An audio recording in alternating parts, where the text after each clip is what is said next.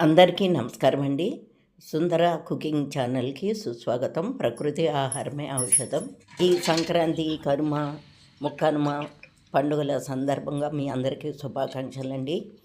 నేను నువ్వుల అరిసెలు చేశానండి. ఈ చలికాలంలో నువ్వులు పంచిపెట్టాలి, నువ్వులు తినాలి అని కూడా అంటారు. ఎందుకంటే నువ్వులు వేడి కాబట్టి మన శరీరానికి కావలసిన వేడిని అందిస్తాయి. అందుకని కంపల్సరీ సంక్రాంతికి నువ్వులు పంచిపెట్టుకోవాలి, మనమే తినాలని నువ్వులతో ఏదైనా వంటకాలు చేస్తారండి.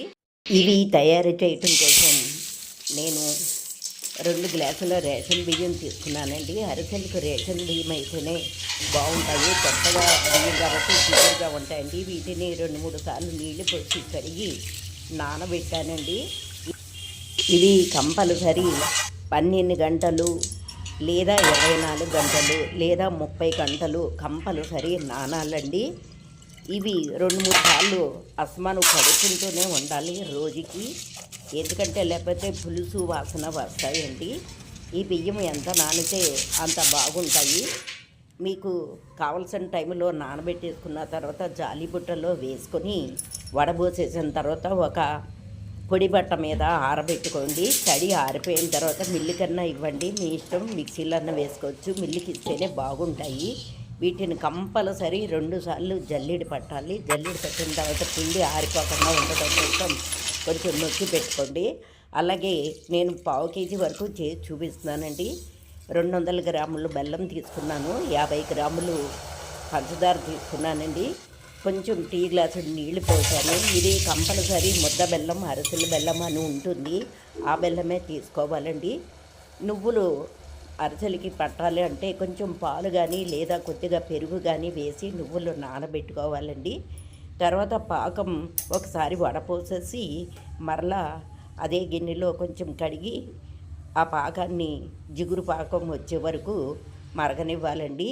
ఇలా పాకం నీళ్ళలో వేసుకొని చూస్తే అయ్యేటట్టు ఉండాలి.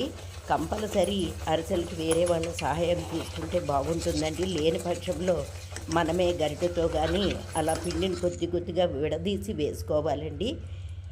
అలా కరుగుతూ ఉన్న సమయంలో కొంచెం నెయ్యి వేసుకొని కలదిప్పాలండి. ఉండలు కట్టకుండా గబగబా తిప్పేయవలసి వస్తుంది. ఒక చెక్క గరిటెని కానీ చెక్క కడ్డీ లాంటి దాన్ని కానీ తీసుకుని తిప్పితేనే బాగా వస్తుందండి. ఫ్లేవర్ కోసం యాలకుల పొడి 1/2 స్పూన్ వేసానండి 1/2 కిలో బెల్లానికి నేను. అయితే బియ్యం కొంచెం ఎక్కువే నానబెట్టుకోవాలండి. అంతా కలిపేసిన తర్వాత పైన ఈ చలిమిడి పిండి ఆరకుండా ఉండటం కోసం నెయ్యి కానీ నూనె కానీ రాసి అలా ఉంచుకోవాలండి. బాండీలో నూనె పోసుకొని అరిటాకు పైన కానీ లేకపోతే బాదమాకు పైన కానీ లేకపోతే పాల కవర్ మీద అయినా సరే ఇట్లా మీకు కావాల్సిన సైజులో చిన్న చిన్న ఉండలుగా చేసుకోండి. ముందుగా నేను ఒకటి మామూలుగా వేసి చూపిస్తున్నాను. చేతికి కంపల్సరీ ఎక్కువ నూనె కానీ నెయ్యి కానీ అద్దుకోవాలండి. నేను నూనెలోనూ కొద్దిగా నెయ్యి ఎక్కువ వేసానండి. కాగిందో లేదో చూడటం కోసం ముందుగా చిన్న చలిమిడి వంతను వేసి టెస్ట్ చేసి చూసుకోండి. తర్వాత ఈ విధంగా మీకు కావలసిన సైజులో అరిసెలు ఒత్తుకోండి. ఈ మాత్రం మందం ఉంటే సరిపోతుంది.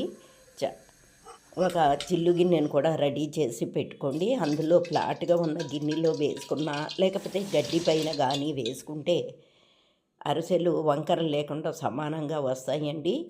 ఈ విధంగా వేసిన తర్వాత వెంటనే పొంగుతాయి. పొంగని వెంటనే మెల్లగా గరిటెతో ఫ్లిప్ చేయాలండి.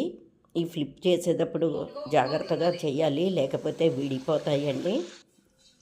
అదేవిధంగా నేను ఈ చలిమిడి బొత్తికి నువ్వులు అద్ది చేశానండి. ఆ క్లిప్పు మిస్ అయ్యింది కాబట్టి దయచేసి అడ్జస్ట్ చేసుకోండి. ఈ విధంగా నువ్వులు అద్దిన అరిసెలు ఈ విధంగా చేశాను కాబట్టి నూనెంతా ఇలా 2 అపకలతో ఒత్తేసుకున్న తర్వాత ఏదో ఒక ప్లేట్లో వేసుకోండి. వేసేటప్పుడు సాఫ్ట్గా వేస్తే చక్కగా వస్తాయండి, లేదంటే వంకర వచ్చేస్తాయి. అరిసెలు చాలా టేస్ట్గా ఉన్నాయండి. చూడండి ఎంత మెత్తగా ఉన్నాయో చక్కగాని. ఇవి తీపి సమానంగా వేసుకోండి. ఈ రోజుల్లో కొంచెం తక్కువ తీపే తింటున్నారు కాబట్టి మీ తీపికి తగ్గట్టు వేసుకోండి. ఈ వీడియో నచ్చితే తప్పనిసరిగా ప్లీజ్ లైక్ చేయండి, సబ్స్క్రైబ్ చేయండి. మీ అందరికీ పండగ శుభాకాంక్షలతో సర్వేజన సుఖినో భవంతు.